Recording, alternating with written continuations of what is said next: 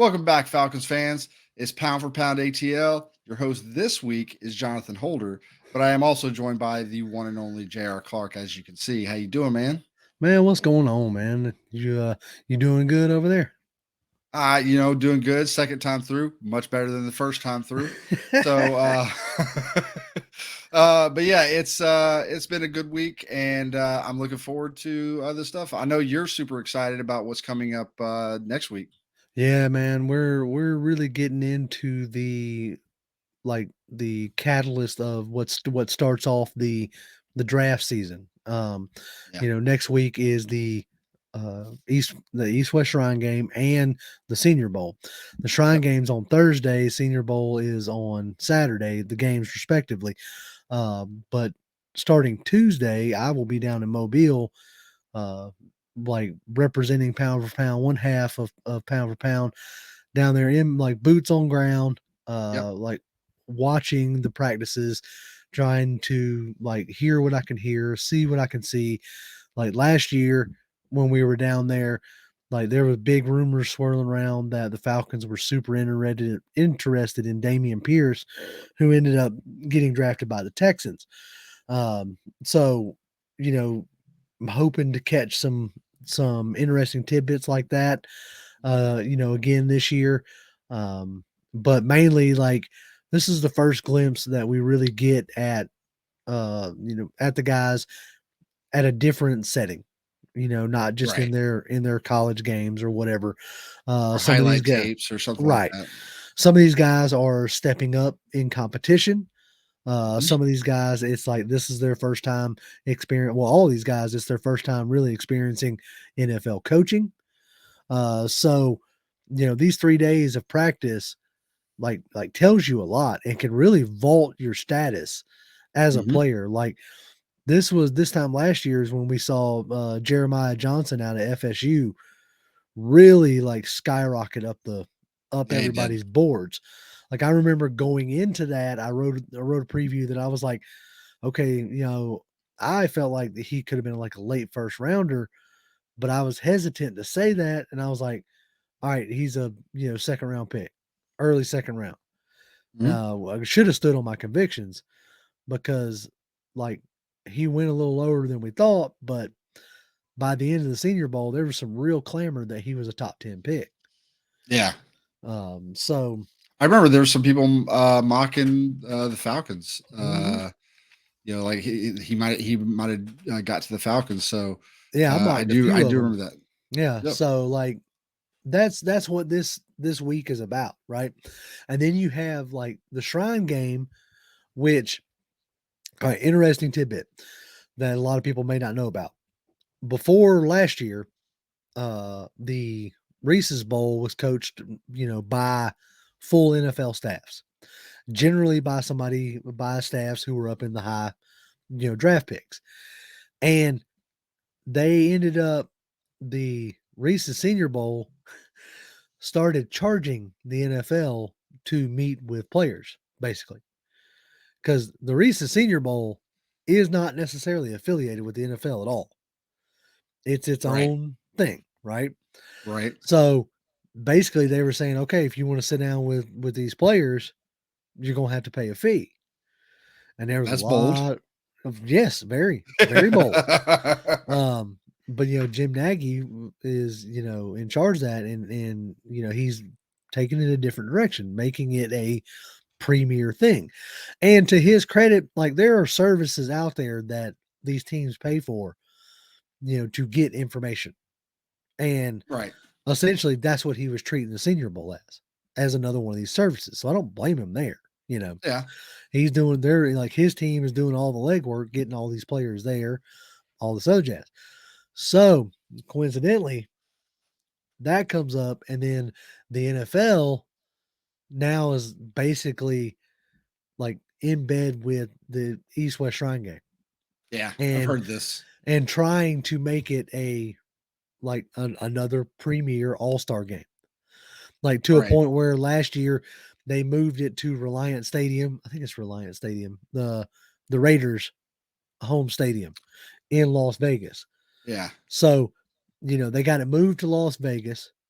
And this year, they're having full coaching staffs like they used to do with the Senior Bowl Mhm. now. And so, with that being said, uh, this year it is the Falcons and the Patriots who are coaching the Shrine Game, respectively. So, for us, that makes the Shrine Game a little bit more important Yeah. because a lot of our But we coaching staff is there. yeah, and we do have Coach London Right. that We is have going to Coach be at the London at senior bowl. right. He's the Senior Bowl OC, Mhm. which he was getting some like early run at some OC jobs. I haven't really heard his name come back up, so I'm kind of hoping that selfishly hoping that he sticks with us, Yeah. so that whatever he garners at the Senior Bowl can stay, in house, per se, with what he interacts with the guys on the offensive side. But Do we know? Do we know when the coaches for the East West Shrine game will like? Because we obviously next Tuesday when you're in Mobile, that'll be the first day of practice for the Senior Bowl. right. Uh, do we know when the first day of practice for the East West Shrine game is? Well, I'm assuming if it's Thursday, if the because it's the 2nd of February is the game. Hmm. Generally, they have an off day before the game, so the practices are 3 days before that. So I'm assuming the practices are going to start Sunday. So Sunday, Monday, Tuesday, have an off day Wednesday, and then play the game on Thursday. So Is hope so hopefully that means that we're gonna have a DC before the coaches go down there. I would really hope so.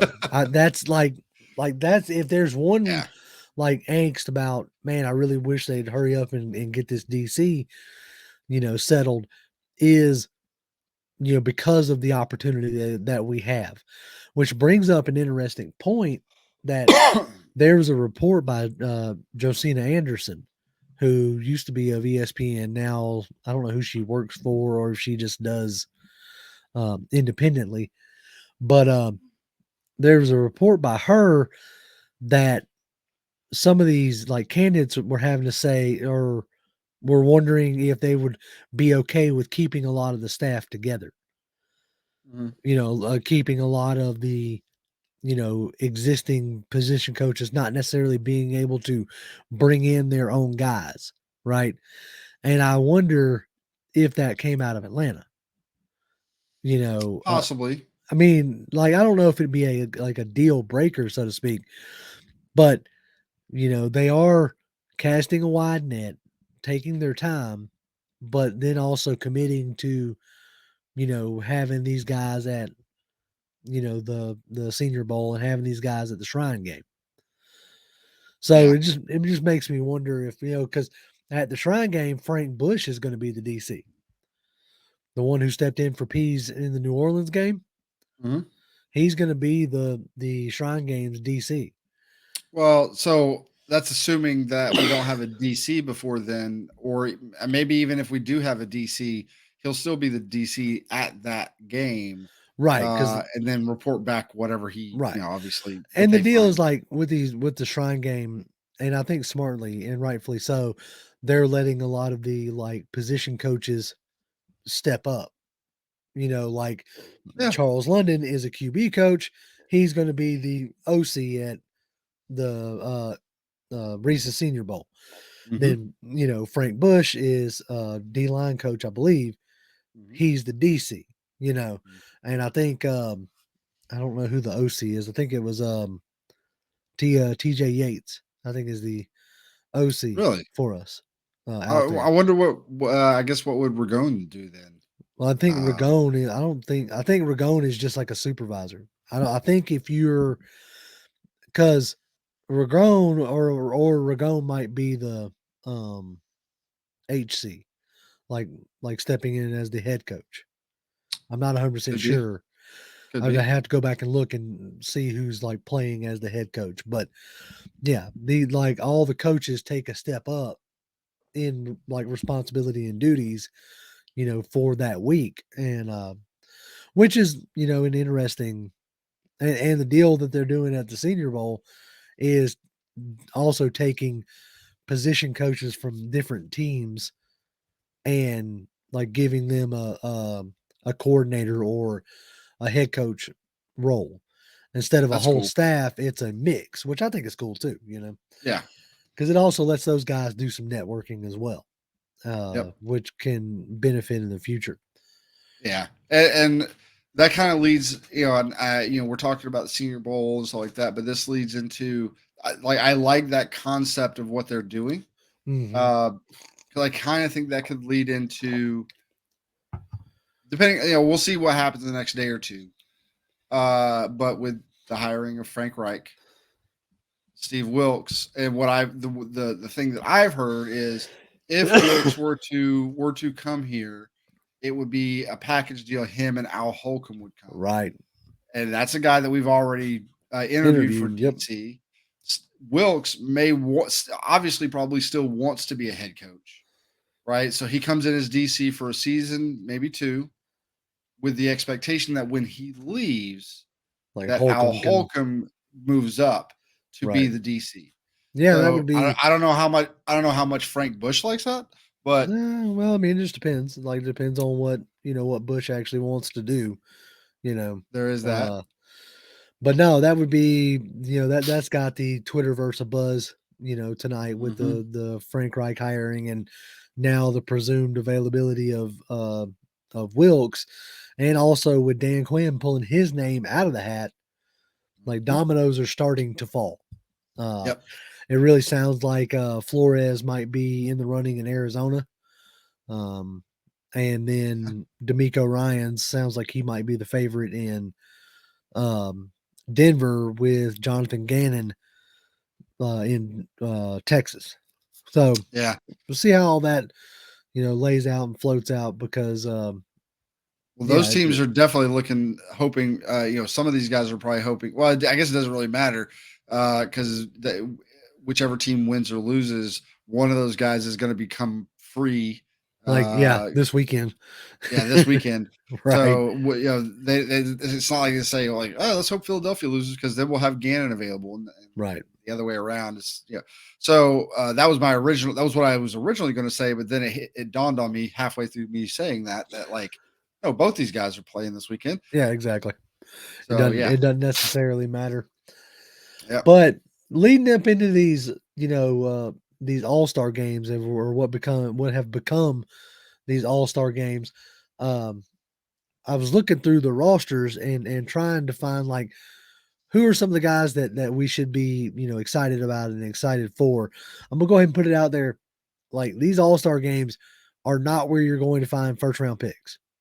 Like the vast majority, there's already a list of players who have backed out of the Senior Bowl. And Mm-hmm. for the most part, they have backed out because they have been like pretty much cemented as a first round pick. Like I was really hoping to see Sakai Akai, Oh yeah, yeah, the yeah. like was initially on the roster and like he backed out either for injury purposes or because he got solidified. Okay, I'm going to be like a top 100 pick, Yeah. and so doesn't want to risk an injury.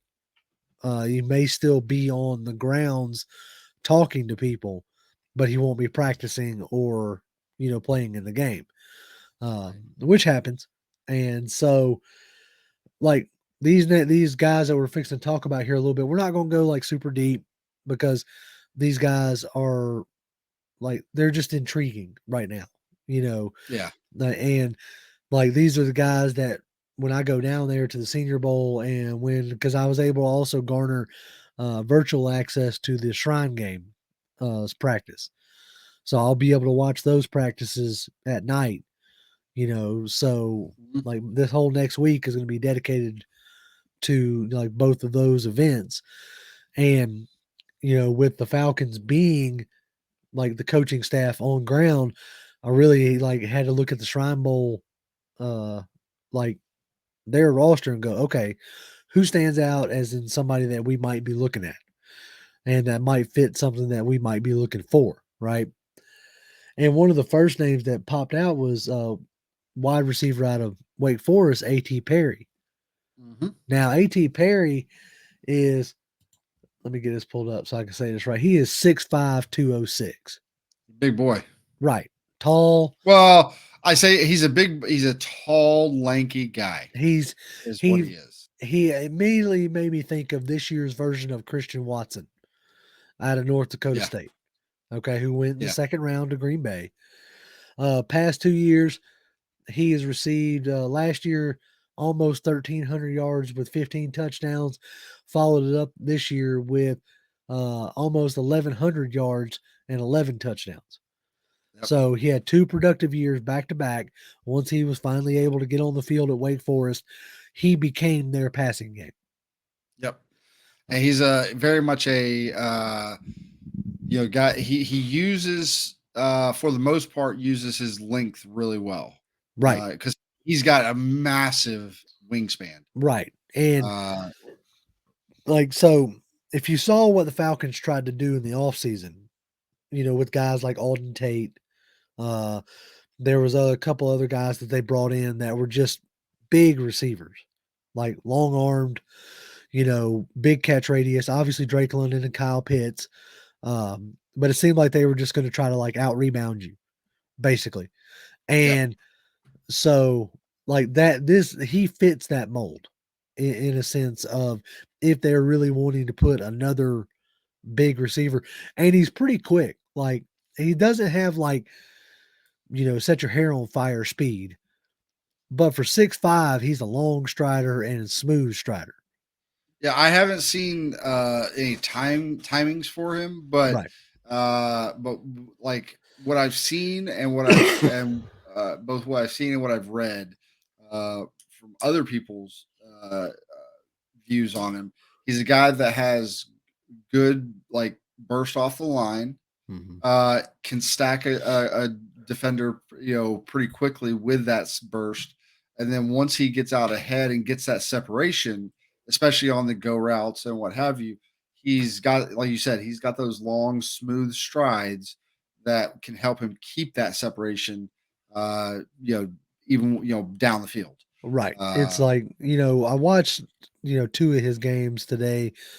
Like I said, I haven't had a chance to get real deep with any of these names that we're going to talk about tonight. These are just the ones that have intrigued me.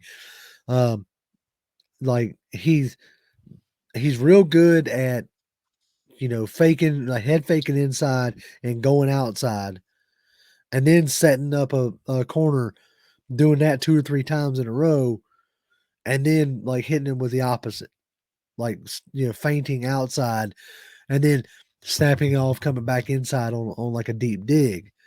Um, my biggest concern with A.T. Perry right off the rip, especially with the scheme that we ran this past year, I have to preface it like that because, like, the first year Smith was here was a completely different scheme to the second year, mhm. like as far as details and focus and stuff like that. So, I'm not 100% sure I can say with certainty that what we saw this past year is exactly what he's going to try to do again next year. Right. But anyway, my biggest concern with A.T. Perry is blocking in the Yep. run game.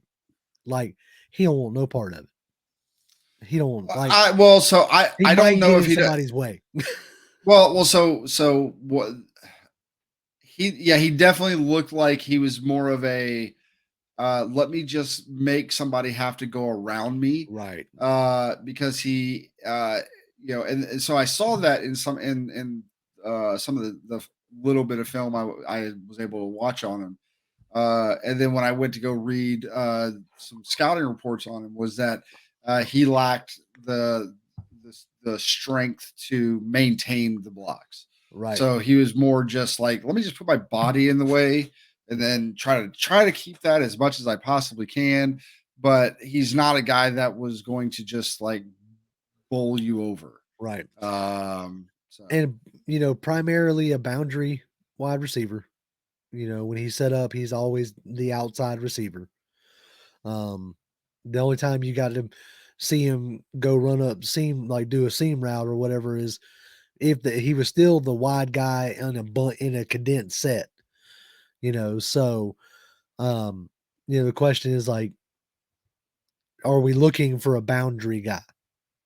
Or do you feel like not you? but like the Falcons staff, do they feel like they have that already in, Drake London and Kyle Pitts? Or do they think, hey, if we get a true boundary guy, then we can start like moving Pitts and London around and See creating that? mismatches? So like if you get a true boundary guy that can win on the outside, Right. okay, that can consistently win on the outside, then I think you now it doesn't mean he'll never come out of the slot, but I think that allows you to definitely move Pitts and London around because they're very good, whether you're talking about boundary or slot. Both of those Right. guys are. Exactly. I think Pitts is probably better on the inside than he is on the outside, but he's no slouch on the outside. I just think as far as being a tight end with his length and everything, I think he's better on the inside. Well, I think London could do either or Yeah. um, I pretty mean, because well. right now your biggest deep threat on the team is Pitts. And like, with his speed, you need somebody who can take the top off more consistently Yeah. and, catch the ball while you're down there. Like, yes, you brought in Demir Bird and you had Alameda Zacchaeus, but they weren't consistent enough for you not to then look for somebody else. Um, Well, so and yeah, so if you're looking for somebody like that, I think uh you know potentially the guy the while he doesn't have the length quite the length of a guy like AT the other wide receiver that we were taking a look at this Rasheed Rice. yeah, Rasheed Rice. Now he's 6'3". He's not, he's not a teeny guy or anything like that. He's but obviously doesn't quite have the wingspan of a guy who's 6'5". But this guy, definitely has he I think he's probably going to be a little bit more of that straight burner, like get out on top of a defense. But He's he's a guy that's been in that spread offense right. Yeah, that playing out at SMU, definitely more of a spread offense guy, and uh, what I noticed off of him, like on the like 2 or 3 games, the 2 games really that I watched, is like a much more physical receiver than A.T. Perry. yeah. As far as like his best route seemed to be the comeback route. Getting guys on their heels and then stopping and coming back. But much more of a contested catch guy than what I saw at AT. I think he could be a more versatile wide receiver. Being able, I did see him go inside in the slot and play outside. His run blocking was better, more desirable than AT Perry's run blocking. Um, Posted back to back seasons of like 9 and 10 touchdowns. Um, the first game I picked of his must have been his worst game because I was like, man, they ain't throwing this guy the ball at all, And then Which is remarkable considering he had 96 receptions this year. right, and I was like, because then I went and was like watching a game from later on in the season. You know, I guess it was later on in the season, and like the commentators were all like, "Oh yeah, he is again, right? Rice, blah, whoever the quarterback's name was, favorite target." No, no, no. I was like, "Well, he wasn't his favorite target in that first game I watched. Like he wasn't looking at him." I was like, "Man, like," And now but he had 96 receptions, 10 touchdowns, averaged 14 a little over 14 yards of reception, yep, over 1300 yards. Um so like that's both I would say if we got either one of those guys in like no higher than the third, right, but probably like third, fourth round. third, fourth, maybe fifth. Yep, I could absolutely see those guys. Maybe not at least to start. Wouldn't be your wide receiver two. They'd probably be wide receiver three, maybe even wide receiver four. Because I do think we're probably going to bring OZ back. probably. I think we're going to try to see if we can find a vet guy in free agency to be wide receiver, wide receiver two. Um, And so that would give you London, Pitts, whoever we get in free agency, Zacchaeus, who I think was starting to get a real good rapport with Ritter as your third wide receiver, and then you probably interchangeably with if we were to pick up one of these two guys or Right. whoever we pick up in the draft, whether it's these two guys or not, but somebody Yeah. like these two guys. Yeah, Probably because be our- the one thing I know about this draft is they may not have like a Jamar Chase or a Justin Jefferson or Julio Jones or whatever, but it is chock full of guys who are going to be solid, solid number twos and productive number threes. And it's all over this draft, and that's what these two guys that we've talked about here have like. That's what these guys are. yeah. Is more of like your wide receiver two, wide receiver three kind of player. Well, and this just as I've looked at this, a little bit. I haven't like super dug in, but as I've come, to this draft, and I've started to like pay more attention to some guys. Uh, this feels very much just the. Obviously, you got certain guys, Jalen Carter's, and then you got the quarterbacks. But once you're past, and Will Anderson to some respects, but once you get past those first like 5, 6 guys, it really is almost like a lot of workman like Yeah, talent throughout the rest of the draft, throughout the whole draft. the early goings in this draft process does feel like it's a draft of depth guys and glue guys, guys that when you look up 10-15 years from now, you're like, oh man, dude, that guy's been in the league that long, that What kind of was thing. yeah, well, it wasn't it was who was that guy? He was with the Patriots for years. Never was like big stats as far as running back goes. Never even really a lot of stats as far as receptions goes. But like every time in a big game, it was like that was the guy that beat you. It was James Uh White. what was it, James I White? think it was James White because yeah, He just hung around forever, just yep, being the guy that probably had like 20 to 30 receptions a season until you got to the playoffs. And then when he got in the playoffs, the guy would get like, 5, 6, 7 receptions a game and just eat people alive. yep, And it's just, those are the kind of guys that I see a lot of. Now, obviously, some of these guys may come into the league, translate extremely well almost immediately, and, they become stars like super quickly. That is obviously going to happen with some guys. It's not going to happen with a lot of guys. But there's not the immediate star power outside of the Jalen Carters, the quarterbacks, the Will Andersons, maybe Bijan Robinson. right. Maybe, Bijan is a possible. yeah, There's the Quentin Johnson wide receiver Quentin Johnston. out of Yeah, TCU, but no, yeah, there's no like super blue blood kind of prospects, at least as of right now. That's going to yeah, change yeah, as we dig into it. Um, because there's a guy who's like intriguing on the in the East West Shrine game, um, like who could be potentially a designated like pass rusher kind of guy, and that's this Jose Ramirez out of Eastern Michigan, uh, yeah, and like he posted like 9 sacks and then 12 sacks, in out there at the college that he was playing this. Now it'll be interesting. Like, all right, look, you're stepping up into competition. Like, how do you respond?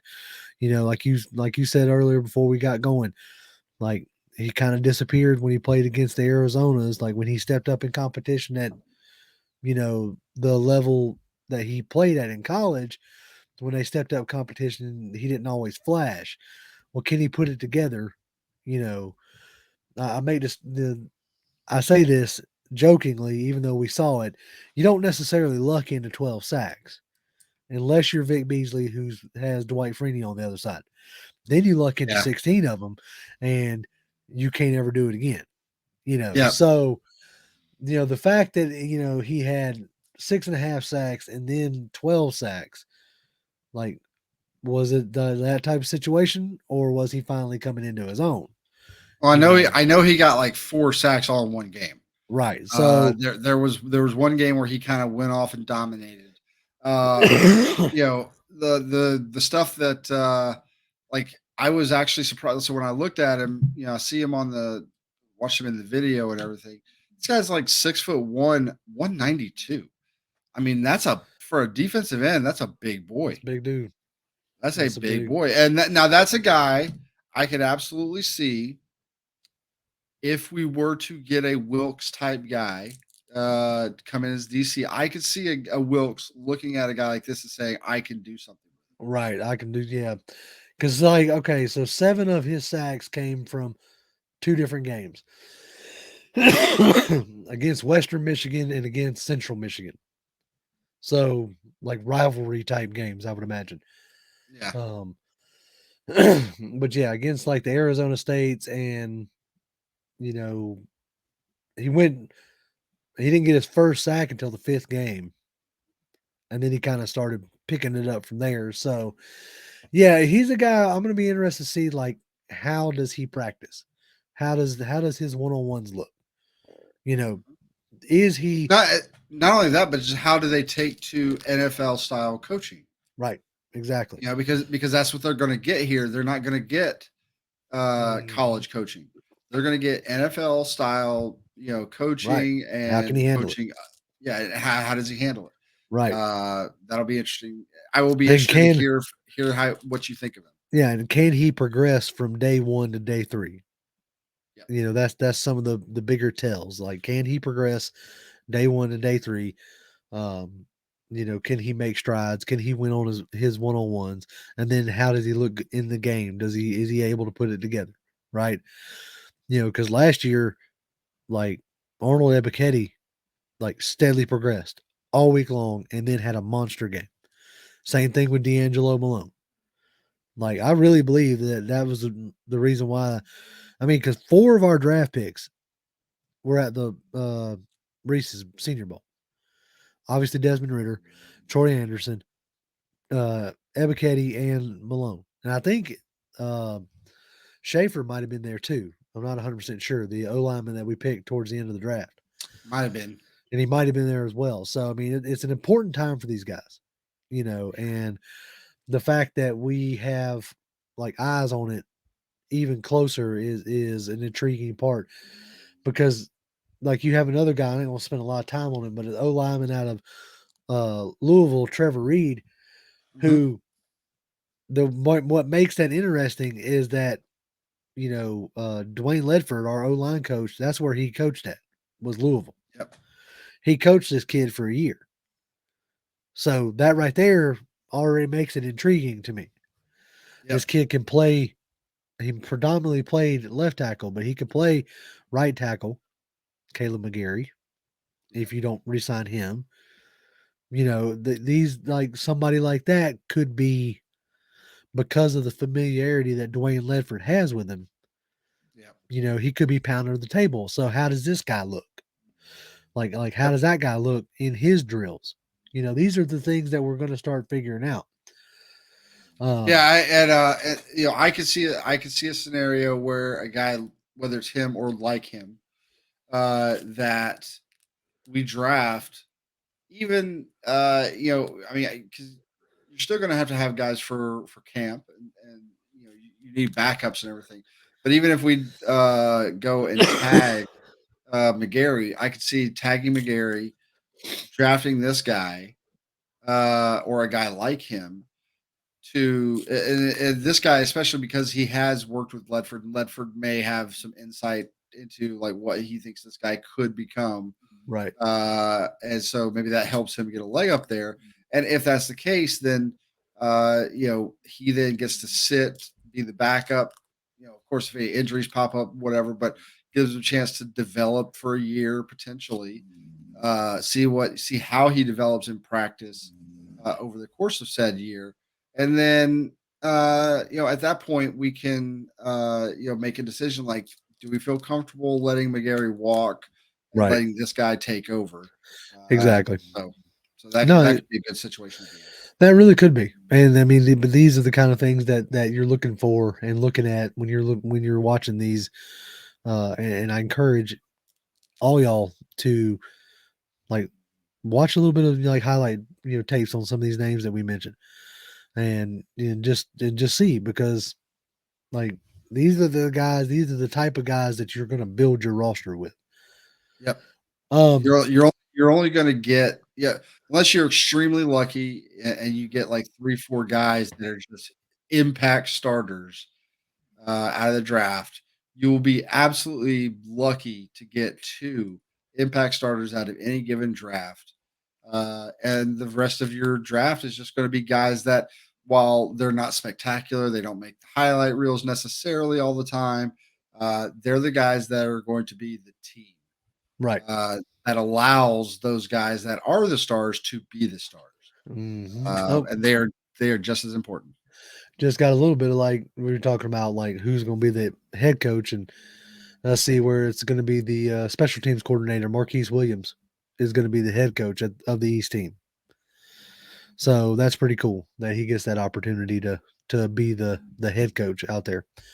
I thought it Nice. might have been like maybe a Ragone or something like that, but no, that's cool to see Marquise Williams, because our special teams unit was pretty on it this year. So it's awesome to Oh see yeah. him get an opportunity to do that. Yeah, I think. those special teams came out big, Oh yeah, a bunch of times. there's at least one more guy I want to talk about before we wrap this thing up. Is like depending on like we hit on one edge guy. There's another edge guy that I'm like super interested in, which is Will McDonald. He's kind of a little bit Mhm. more of a bigger name, so I don't want to spend a ton of time on him. But I want to see if he shoots up the draft board, down there at the Senior Bowl. But a Yep. guy that does have me really interested is Kayvon Merriweather. Now, there are at times where our safety play wasn't as great as it could have been. Now, depending on like who we bring in DC wise, like do we need a true like center field safety, or like that could change the complexity of it. But if you think like, if you think Richie Grant could be that single high safety, or say we bring in a guy like Jesse Bates, like if you want to bring in some competition for like a Jalen Hawkins, this Kayvon Merriweather, 6 foot, 211, 215, kind of a bigger Yeah. safety, but he's not just an in the box safety. Like, he's gotten uh, a total of 4 interceptions in his career. Let's see, 9 pass defenses. He's got Nice. a good mix of speed and athleticism. Okay. Um, so he's a guy who I think is like an all around. He's not necessarily going to like wow you, but I think he has a chance of being a real solid safety in the NFL. And like I said, if whoever comes in isn't necessarily high on, I'm really thinking Jalen Hawkins, um, Yeah. because I think Richie Grant still has a chance of developing into an average to above average safety. He I he agree. he's given you some. You've seen some flashes from him, Yes. and Yeah, I've absolutely seen, there have been times where I look at Richie Grant, it's like, man, that was awesome. And then there's other times I watch Richie Grant and I'm like, man, that's where were not you so at? awesome. Yeah, that's not so awesome. But Why did you do that? right, so like if you want to bring somebody in, like obviously we would love a Jesse Bates out of Cincinnati. Yep. But if you're wanting to draft some more competition, again, later round, fourth round, maybe third round, depending on how his, you know, the Shrine or Senior Bowl goes and the combine and all that stuff, pro days, like he may find himself creeping up. But he's an all around safety who does good in coverages, doesn't sometimes doesn't take the best angles, but I think very coachable in that aspect, and is a guy who could come in, and if nothing else, you need depth at safety, and Yes. he could definitely like provide that to begin with, and possibly work himself into a starter. Yeah. We all thought Fabian Moreau was hot garbage, and then he goes out to where's Buffalo? I about to say Buffalo. Yeah. He goes out to Buffalo and balls out. So Well, I mean, that's yeah, kinda like that's the hit or miss part of it, right? yeah. So, So like you just never, but you never know what you have until you need it, and then even then sometimes you don't even know what you have until exactly. it's gone. So Right, exactly. uh, Well, man, I think that's gonna do it. We, yeah, w we are 40 minutes in. yeah, Unless like just a little housekeeping here. As JR said, he's gonna be in Mobile next week. Um, the next time we go live, I'll be the one that's running the stream.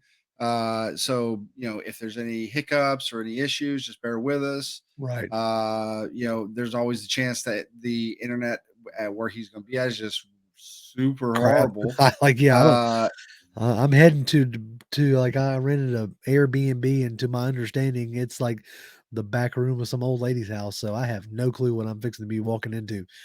yeah. It might be my truck.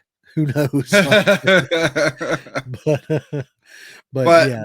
But yeah, so we may, we're gonna try our best to go live next Tuesday. Because I really hope we're able to do so. Because that'll be the first day of training, Mhm. of the practices. JR will have been there. He can give us like what his impressions of day one of practices are like. So I really, really want to, you know, I'm hoping we'll be able to do Yeah, that. I'm really hoping. Um, and on top of that, even if everything else works out, I'm just hoping that I don't screw it up. So I got that faith there in you, we, John. I will do the best I can. But yeah, just bear with us. But hopefully everything will go off without a hitch. But I'm excited to hear what you think. I'm excited to talk about it, and Oh, yeah. just you know, we're getting into this process, and That's it. then we got two, hopefully on paper should be amazing games this weekend Oh, yeah, yeah. to look forward to. And then we got the Super Bowl coming up in a couple weeks. So, Lots still it's to a talk good about. lot still to talk about. Then we'll, once the Super Bowl's over, then, because by then we'll definitely know who our DC is, I'm Oh, sure. for sure. That'll give us a better idea of like what kind of players are we going to be looking for potentially. Mhm. And then we can really start looking more at free agency. The combine will be coming up fairly soon. All that stuff is coming, and we're just can't wait to dig into some of this stuff. So Yep. It's exciting times ahead. it is exciting times. So that's going to be it for us. As you can see down here, you can see you can find me at Twitter at Jonathan M Holder. Jr. I am at Grim1128. It's GRIMM1128. All right. Keep your eye on the So keep your eye on the channel. Obviously, like I said, we're gonna try to go live on Tuesday, and then I'll have a wrap up video for the Senior Bowl on Friday for sure. So yeah, just keep your eye all right. posted on the channel. Yep, absolutely. And with that being said, I hope to see you guys again next Tuesday. And you know, if nothing else, just keep rising up like That's it. Falcon fans always do. That's it. Rise up.